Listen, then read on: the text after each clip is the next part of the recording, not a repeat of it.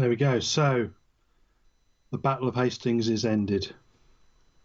Yeah, and I mean, it was always inevitable. It seems pretty clear that it's not going to be a mid-season deal now that this has been announced to start from 2022, and that gives him a chance to do what he's not managed to do when he's lost 2 grand finals in a row, is to maybe win a grand final, or you never know, a Challenge Cup final in his final year. I certainly don't think it's had any impact on his playing performances, has it, going through this process, because he was really good against York.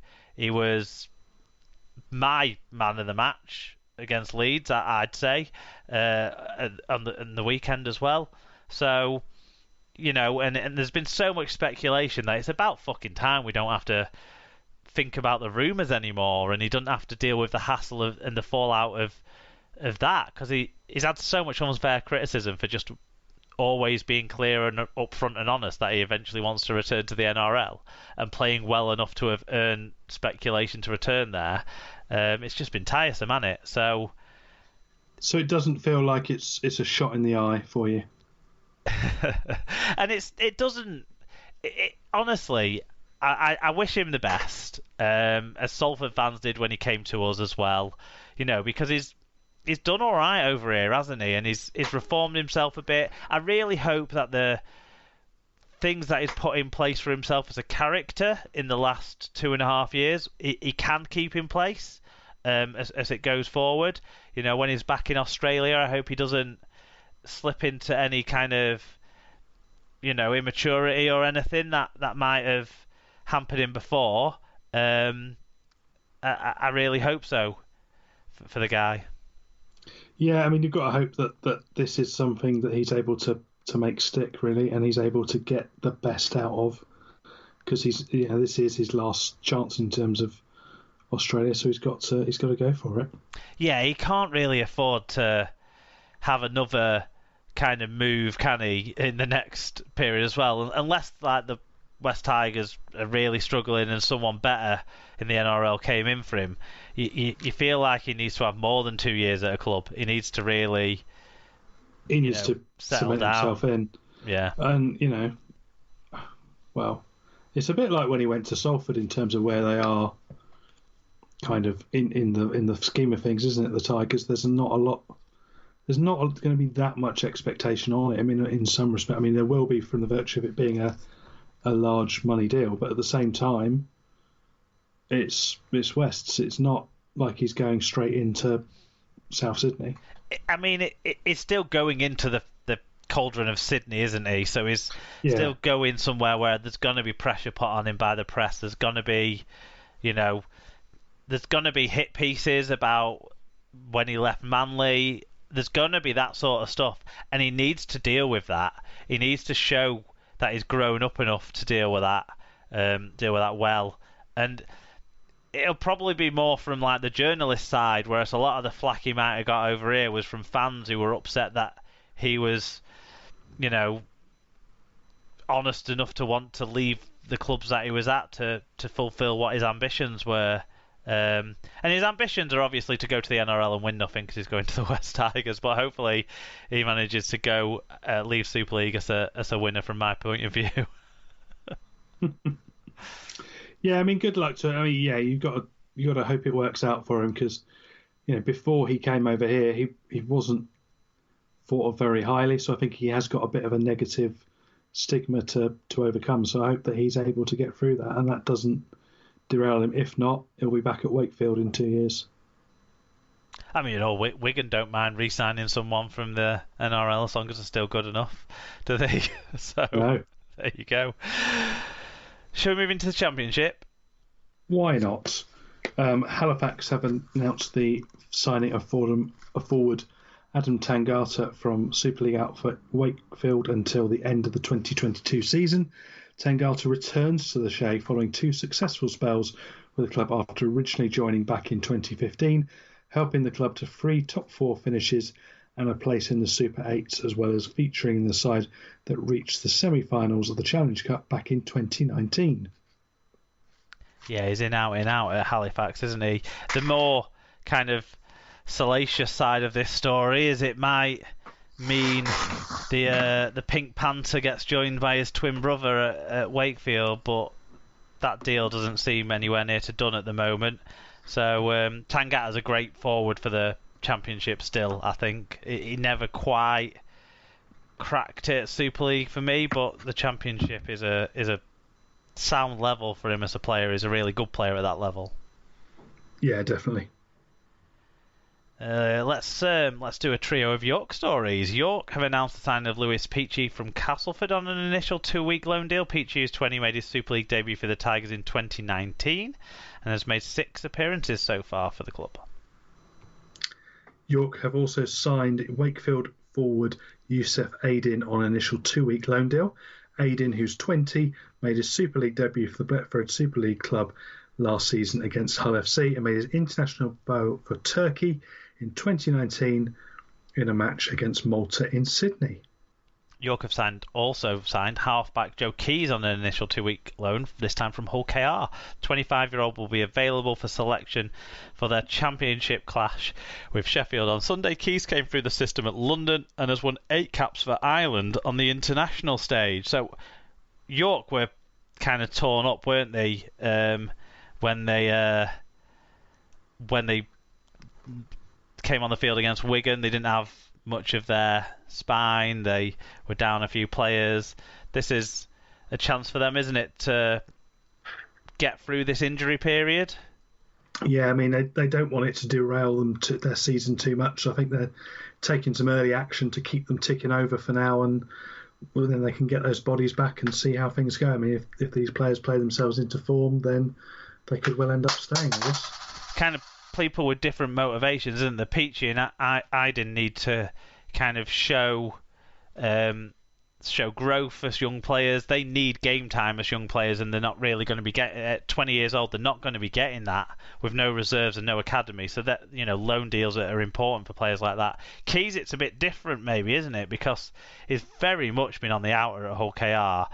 You can't see him ever in a conversation for getting into that side, it seems. And at 25, and with a World Cup coming up, he needs to play this year. So he probably will want to be finding, if it doesn't stick at York, then another longer term loan deal somewhere else in the Championship or even League One, because he needs to play this year.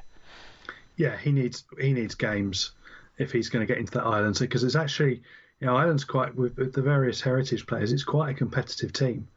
So it's not going to be a case of he's just going to walk in even if he's not playing. No, but if he plays with O'Hagan at York, it might be a win-win for the pair of them. Exactly, yeah. It shows a nice steady combination that they can take into that international setup. Yep. Oldham have announced the signing of former Salford, Warrington and Dewsbury hooker Jamie Abram for the 2021 Championship season. Abram, who's 20, is the younger brother of Ruffia's fullback Dan and the son of Darren, an Oldham centre in the 1990s. Keeping it in the family there then. Red Star Belgrade have signed Scotland under-19s international and former Newcastle youngster Fergus Simpson. Simpson was part of the Thunder's academy and he becomes the second Scotland under-19 representative to play for the Red Star club after Sam Heron. So this is an interesting move, isn't it? Yeah, it's quite interesting. If that is a pathway to go and get games now for under-19 players, is to go out to Serbia. It's quite a different environment from everything I've heard of and seen of Serbian Rugby League. Yeah, definitely. They'll get the chance to toughen up, I think, if they get in the trenches over there in Belgrade. Yeah, and Brooklyn Kings have signed former Samoan international Konstantin Mika for the inaugural North American Rugby League season. The 31-year-old forward has made more than 150 career appearances for Newcastle Knights, Hull KR, Toulouse and Villeneuve. I mean, the guy's retired about 5 times, hasn't he? I'm surprised he's only 31. I thought he was 31 when he left Hull KR, let alone when he left Toulouse. And it's 2 years since he's been at Toulouse, I think, as well. Yeah. So I don't know. Maybe he was 31 the last time he was relevant, and people just keep saying he's that age. But this is the sort of signing we're going to expect, isn't it, from these NARL sides? I mean, I'm not going to be surprised when Willie Mason comes out of retirement to play for them. I suppose he might not be able to get into America, I suppose. Yeah, Ben Barber as well is another rumoured name, isn't it? With the he won't. Yeah, he'll have a lot of trouble getting into America, so that'll be fun for them. And that's something they had to think about with certain, the sort of washed up NRL players that you might see, and obscure, but that a lot of them, that some of them have had criminal records, and that is going to be prohibitive. I wonder if some of these signings are just noise, and they're just not going to. Noise and names to keep momentum going. Because Con Meeker's a recognisable name in rugby league. It's not like he's not like a star name, but he's certainly a recognisable name. And then when you start telling people in America is a former international and that sort of thing, it gives a bit of pop. But I think a lot. I wonder if a lot of these signings will develop into being, because Ottawa made a bunch of signings. They never played, so yet. So hopefully there's work going on the ground as well as these splashy signings that we're talking about each week to fill these squads up. Because one of the points that was made to us when we talked about this first, wasn't it, was where are the players going to come from? I think that's it. That's it for me. I mean, I'm generally quite sceptical about this. That I just wonder what's really going on. I've seen some things quoted where it says that the league is going to own 30% of those clubs, and I think that's quite an interesting model. But 30% is an odd amount in some ways, because they're not going to have a controlling interest, but they're still going to have an interest in the individual club. So that's interesting that they're going to surrender that sort of level of control. And I think it's an American type model, isn't it, where you have that control from the centre. But what that'll come into, I don't know. Again, a bit like Euro 13, a bit like the Canadian one. It would be lovely if it did go, but I think at the moment it just seems to be a collection of various press releases and not a lot of actual substance. I think the most important thing will be for the people at the North American RL to get the Reds together and make sure there's affiliation sorted out with the US. Yeah, I mean that's the USA RL. This week is the USA. I can always get them the wrong way around, but the official World IRL sanctioned governing body have said that they do not recognise this competition, and any players that play for it will not be eligible to represent the USA. And I think this is a yet kind of position rather than what I would hope is that this isn't two sides then dig their heels in. I'd hope that was more put out there to start a conversation. That clearly hasn't happened yet. It seems to have happened in Canada, but not happened in North America. In the USA. So it's a conversation that needs to happen, and it's a consensus that needs to be reached with all these things. We had the same with Euro 13s, kind of not ever reaching a consensus with the European Rugby League Board as well. So let's get these things working together, and then actually it'll make much more progress. Another line about the North American Rugby League that again could just be press release really, but rather than substance. But let's hope it does come to something, because this is another interesting appointment.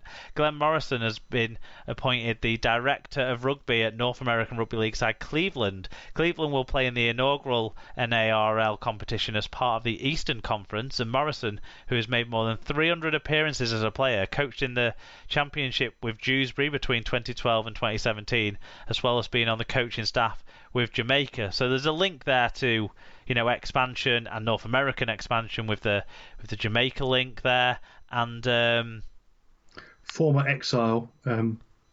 Yes, Glenn Morrison. Yep. So hopefully he'll be able to impart experience, whether it'll be boots on the ground in Cleveland experience or not. I certainly think he'll be able to offer some support there. And again, I'd say one of his key roles will be how to get clean